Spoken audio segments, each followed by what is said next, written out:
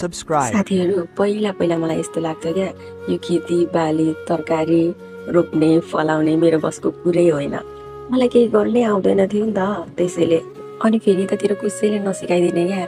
अब खेतीबाली त लाउँथे नि, कुन बेला मल लाउने, कुन बेला पानी लाउने, कुन बेला औषधिहरू लाउने, त्यो केही कुराको नलेजै थिएन क्या मलाई। मलाई त यो सागहरू रोपिसकेपछि गोड्नुपर्छ, मलहरू लगाइराख्नुपर्छ, अनि मात्रै पानी दिनुपर्छ भन्ने कुरा थाहा नै थिएन क्या।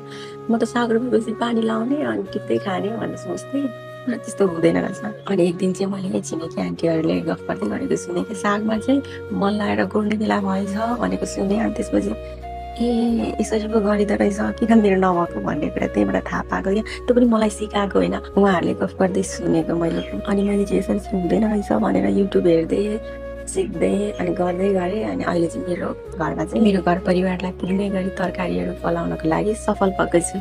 आजभोलि मलाई मन परेको तरकारी खानको लागि खासै बजार धाइराख्नु परेको छैन। अनि हामी सबै गृहिणीले बुझ्नुपर्ने कुरा चाहिँ आफ्नै करेसा बारीमा अलिअलि तरकारी लाउन सक्यो भने पैसा बचत गर्न नसके पनि खर्चबाट बस्न सकिँदो रहेछ।